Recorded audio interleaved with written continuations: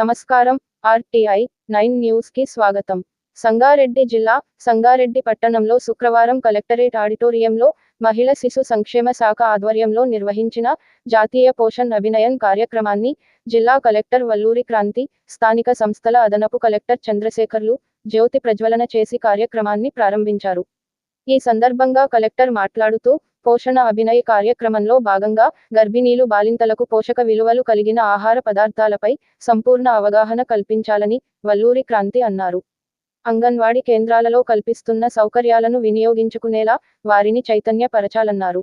జిల్లాలో ఈ నెల 1 నుండి 30 వరకు నిర్వహిస్తున్న జాతీయ పోషణ మాసంలో సిబ్బంది ప్రతి ఇంటికి వెళ్లి పిల్లల పోషక ఆహారం పరిశుభ్రతపై వివరించాలన్నారు. జిల్లాలోని 1504 అంగన్వాడీ కేంద్రాలలో పోషణ అభియాన్ కార్యక్రమం పక్కాగా అమలు చేయాలని, తల్లి బిడ్డల సంక్షేమానికి అధిక ప్రాధాన్యత ఇవ్వాలని ఆదేశించారు. అంగన్వాడీ కేంద్రాలలో కిచెన్ గార్డెన్లను ఏర్పాటు చేయాలని సూచించారు. అనంతరం గర్భిణీలు బాలింతలు అంగన్వాడీ, వైద్య శాఖ సిబ్బందిచే కలెక్టర్ పోషణ అభియాన్ కార్యక్రమం అమలుపై ప్రతిజ్ఞ చేయించారు. గర్భిణీ స్త్రీలకు సామూహిక శ్రీమంతం, చిన్నారులకు అక్షరాభ్యాస కార్యక్రమం, అన్నప్రాసన కార్యక్రమం నిర్వహించారు. స్థానిక సంస్థల అదనపు కలెక్టర్ చంద్రశేఖర్ మాట్లాడుతూ, 7వ జాతీయ పోషణ అభియాన్ కార్యక్రమంలో భాగంగా మహిళలకు అంగన్వాడీ సిబ్బందికి శుభాకాంక్షలు తెలియజేశారు. తల్లి బిడ్డల సంపూర్ణ ఆరోగ్యానికి అధిక ప్రాధాన్యత ఇవ్వాలని సూచించారు. వైద్య ఆరోగ్య సిబ్బంది సమన్వయంతో పనిచేస్తూ తల్లి బిడ్డల సంక్షేమానికి చర్యలు తీసుకోవాలని, అంగన్వాడీ కేంద్రాల సిబ్బంది ప్రదర్శించిన పోషక విలువలు కలిగిన ఆహార పదార్థాలను అదనపు కలెక్టర్ పరిశీలించారు. ఈ కార్యక్రమంలో జిల్లా వైద్యాధికారి డాక్టర్ గాయత్రీదేవి, జిల్లా విద్యాశాఖ అధికారి వెంకటేశ్వర్లు, మెప్మా పిడి గీత, సిడిపిఓలు, సూపర్వైజర్లు, అధికారులు, అంగన్వాడీ సిబ్బంది, గర్భిణీలు, మహిళలు తదితరులు పాల్గొన్నారు. RTI 9 news reporter, Sangareddy division in charge Manne Mallesham.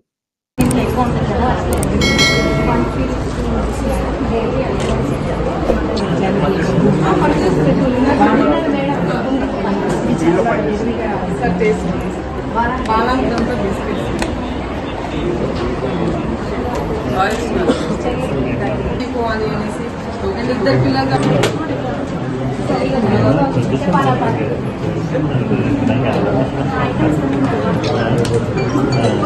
నేను మునగాకు పొడి అండ్ మునగాకు కారం పొడి అండ్ తర్వాత కరివేపాకు కారం పొడి మేడం. దాంట్లో ఎవ్రీడే కూడా అవన్నీ కూడా ఎలా చేసుకోవాలనేది ప్రతి అంగన్వాడీ సెంటర్లో ఈ నెలంతా కూడా ఈ ఈవెంట్స్ లో భాగంగా ఇవి ప్రతి అంగన్వాడీ సెంటర్ కూడా ఈ కార్యక్రమాలు నిర్వహిస్తున్నారు.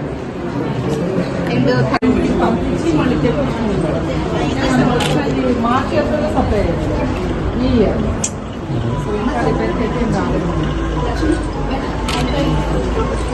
మోడల్ అంగన్వాడీ సెంటర్ ఎలా ఉంటుంది అంటే మన విలేజ్లో ఏమేమి ఉంటాయి అనేసి పిల్లలు వీటిలో కూడా ఎంతో మంచి విటమిన్స్, బి కాంప్లెక్స్ మినరల్స్ అన్ని కూడా ఉన్నవి ఇవి. కాబట్టి వీటి మీద ఎక్కువ అవగాహన ఇచ్చి రమ్మనండి, వాళ్ళ ఇంట్లో ఉన్న అత్త మామని కూడా రమ్మని చెప్పండి. వారికి కూడా అవగాహన అన్నది ఇవ్వండి. ఎందుకంటే కుటుంబం మొత్తం కూడా సపోర్ట్ అన్నది ఇవ్వాల్సి ఉంటుంది ఒక గర్భిణీ స్త్రీకి.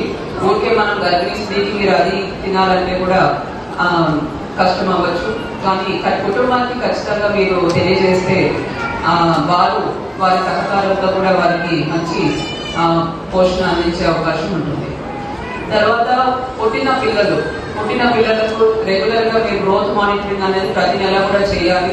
ఎవరైతే పిల్లలు ఉన్నారో వారి మీద అంగన్వాడీ టీచర్లు, సూపర్వైజర్లు స్పెషల్ ఫోకస్ అనేది పెట్టాలి. మన జిల్లాలో 1000 పైచిలకు చిన్నారులు ఇప్పుడు తీవ్ర పోషక లోపంతో ఉన్నారు అని మన డేటా చెప్తుంది. కాబట్టి అటువంటి గుర్తించిన పిల్లలందరూ కూడా బాలామృతం మరి తినిపిస్తున్నారా లేదా, వారి ఇంట్లో వాళ్ళ తల్లిదండ్రులను పిలిచి, ఒకవేళ ఎవరైనా అత్త ఎవరుంటే వాళ్ళని పిలిచి మరి బాలామృతం ఆ పిల్లలకి పెడుతున్నారా లేదా, వీటి మీద మీకు ఫోకస్ అన్నది ఉండాల్సి ఉంటుంది. ఒకవేళ బాలామృతం రెగ్యులర్ గా తినిపిస్తున్నా కూడా ఇంకా కూడా వాళ్ళు బరువు పెరగకుండా అలానే ఉంటే మాత్రం తప్పకుండా మెడికల్ అటెన్షన్ అన్నది ఇవ్వాలి.